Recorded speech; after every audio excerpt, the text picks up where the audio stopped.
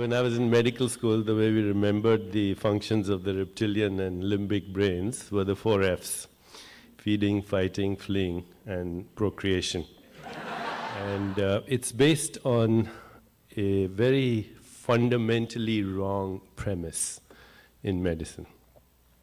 And that fundamentally wrong premise in medicine, in all of biology, is, and in fact in science, is that consciousness is an epiphenomenon. That just like your gallbladder secretes bile, and your pancreas secretes pancreatic juice, and your stomach makes hydrochloric acid, your brain secretes consciousness. That's the way we were brought up to think.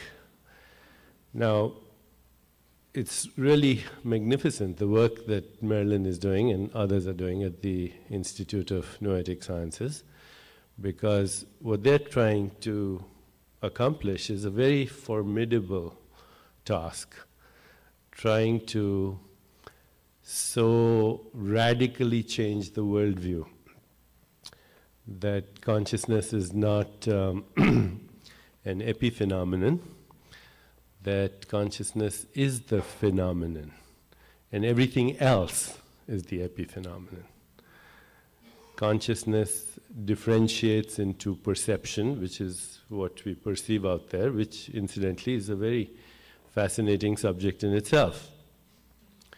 Because presumably my brain, which gives me the experience that you're out there and I'm here, and that I can see you as separate from me, is actually a perceptual artifact.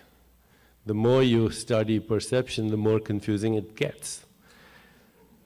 The brain, which is responsible for perception, first of all, most of our brain, about 90% of it is mostly fat and water.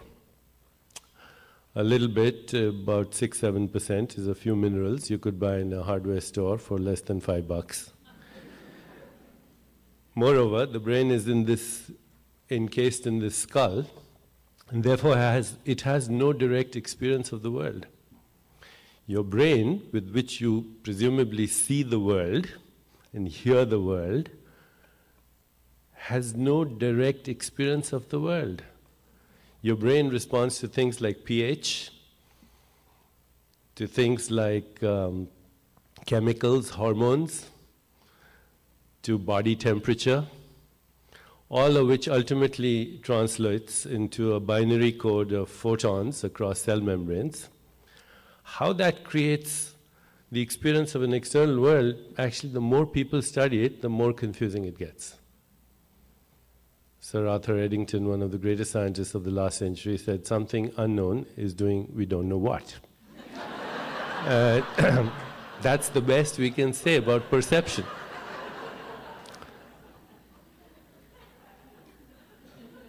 How does this thing inside my head give me the experience of an external world, of you sitting out there? Because, the tradition I come from, Vedanta, which is a very ancient wisdom tradition, says that this is just a perceptual artifact. Actually, you're not there.